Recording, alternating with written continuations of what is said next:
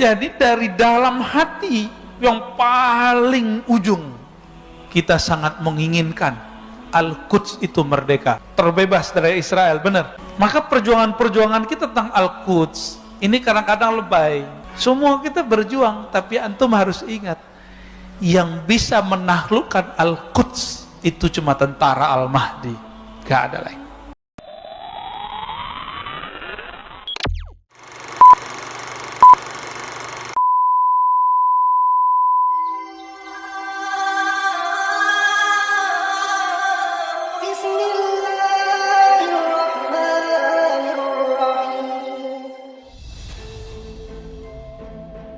Taqarabaz zaman, yataqarabaz zaman. Waktu pendek, sebentar udah berubah.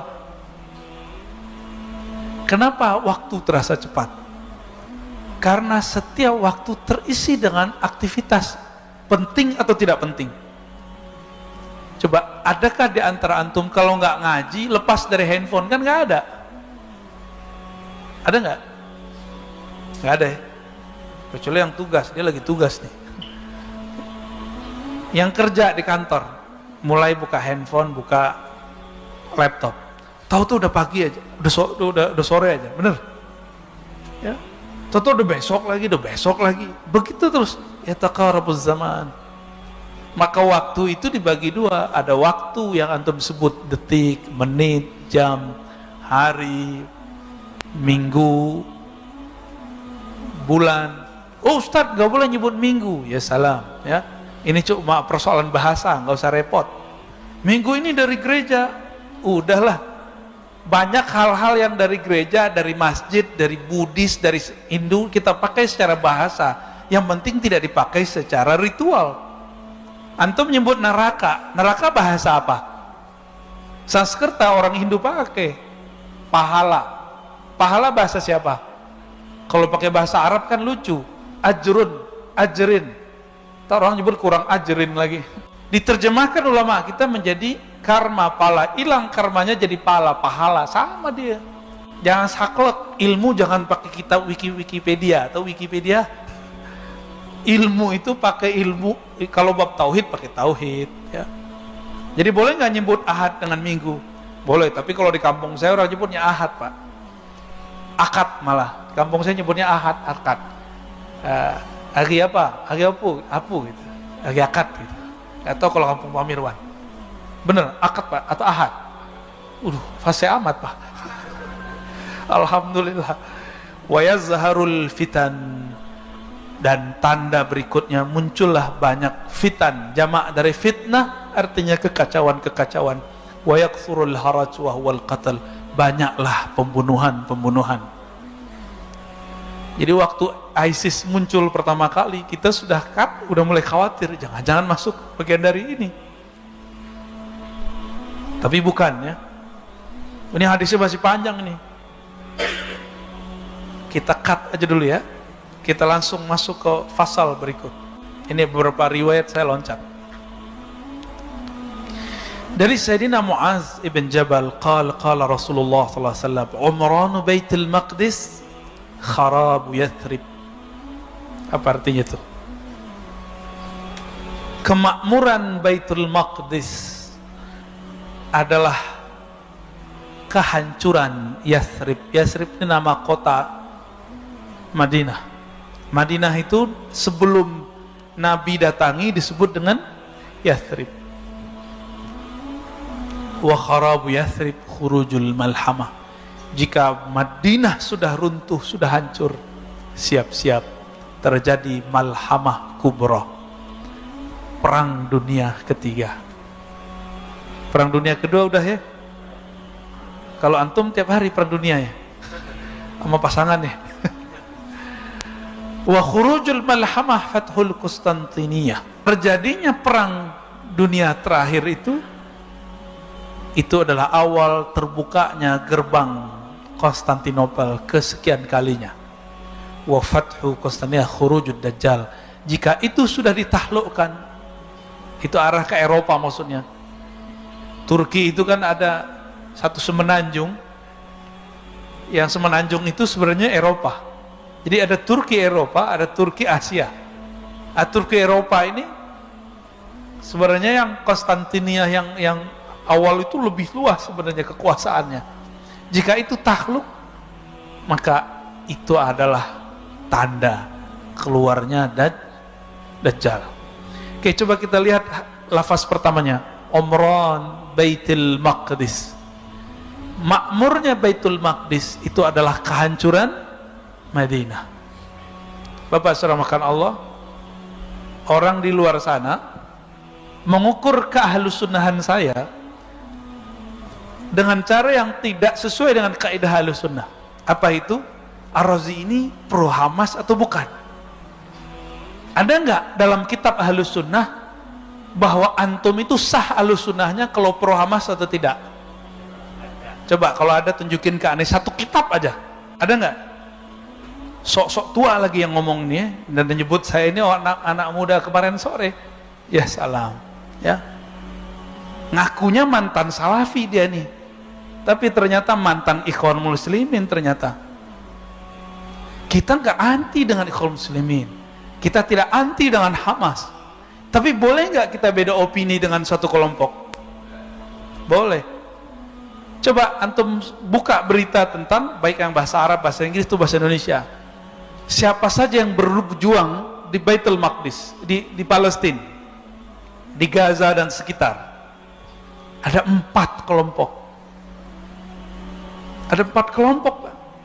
Hamas itu terkenal di Gaza. Sebelumnya dulu ada Yasser Arafat. Ini umur-umurannya Pak Mirwan pasti tahu. Bener. Jangan-jangan favoritnya nih. Antum favoritnya? Perjuangannya? Ya nggak apa-apa Pak. Berarti nggak pro Hamas dong.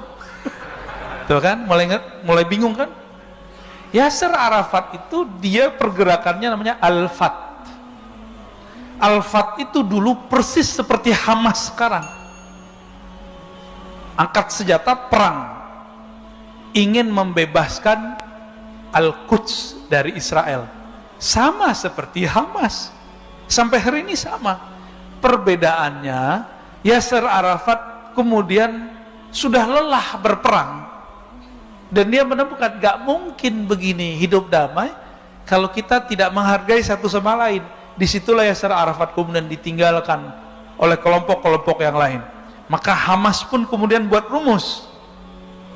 Siapa yang menganggap Israel itu eksis, berarti dia pro Israel. Fair nggak ngomong begitu? Yasser Arafat disebut pro Israel, kan nggak fair begitu Pak? Dulu kelompok Al-Fat ini persis sama kayak Hamas, perang, tapi mereka udah capek perang. Maka jika ada pergolakan sekarang di sana, bisa jadi pergolakan sesama mereka. Ada 4 Pak. Ada Tahrir Palestina, ada macam-macam. Termasuk yang sekarang yang dianggap sebagai presiden, itu kan nggak diakui oleh Hamas. Dan dia nggak punya kas negara Pak. Yang sekarang jadi presiden Palestina itu kelompok yang lain lagi tuh. Jadi ada 4 kelompok di sana, ada yang nasionalis, ada yang agamis, ada yang nasionalis religius, ada yang haluannya ikhwan muslimin, itu Hamas. Al-Fat itu mirip-mirip kayak orang NU, tapi mereka ini sama-sama ahlus sun, 4-4-nya ahlus sunnah Pak, jangan macam-macam antum.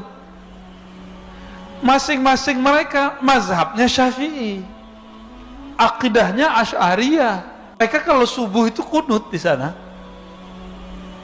Tapi ada yang Al-Fat, ada yang Hamas. Disitulah rabi-rabi itu ngomong, seandainya orang-orang Palestina ini sholat subuhnya ramai seperti sholat Jumat, kita bisa kalah. Itu di sana maksudnya. Jadi pejuang-pejuang subuh kita ramein masjid bukan karena kalam itu, tapi karena kalam Rasulullah Sallallahu Alaihi Wasallam. Disinilah saya mau meluruskan pejuang-pejuang subuh. Tolong antum meramaikan masjid bukan karena kalam si Rabi, tapi kita meramaikan subuh karena Nabi mengatakan, "Lau araftum, lau alimtum ma fil isya'i was subuh wal fajr." Kalau kamu tahu rahasia isya dan subuh, kamu akan mendatanginya. Walau habwan, walaupun merangkak. Itu yang kita pakai. Kita nggak pakai kalam rasi Rabi, nggak penting sama kita. Ya, kebangkitan itu ditandai dengan di saat tubuh ini malas, antum bisa mengkondisikannya. Saat malas kita bisa tetap tidak malas. Bayangkan nanti di saat-saat muncul ketegangan luar biasa ini. Jadi dari dalam hati yang paling ujung kita sangat menginginkan Al-Quds itu merdeka, benar gak? Terbebas dari Israel, benar. Namun antum mau ikut yang mana itu terserah, mau ikut Al-Fat, mau ikut Hamas, itu opini politik aja. Kayak di negeri ini antum ada yang ikut NU, Muhammadiyah, emang itu jadi standar, kan nggak masalah. Pak Mirwan aja Muhammadiyah, amalannya udah jadi NU kan, nggak ada masalah tuh. Ada kawan kita Muhammadiyah, gayanya udah gaya Salafi, nggak ada masalah bagi kita. Yang penting dia siap untuk berbeda. Masalahnya mereka nggak siap berbeda. Jadi nanti ini para dai itu akan dipecah dengan opini. Ini baru opini Al-Quds. Kita ini semuanya mendukung perjuangan Al-Quds. Tapi antum yang sudah pernah ke sana, kalau kita kirim dana ke sana, nyampenya ke siapa kira-kira? Kita kalau masuk bayar visanya ke siapa, Pak? Israel. Terus kawan saya mau bawa barang ke sana, apa yang terjadi? Nggak bisa masuk. Orang diperiksanya sampai 7 kali. Maka perjuangan-perjuangan kita tentang Al-Quds ini kadang-kadang lebay. Semua kita berjuang, tapi antum harus ingat, yang bisa menaklukkan Al-Quds itu cuma tentara Al-Mahdi, gak ada lagi.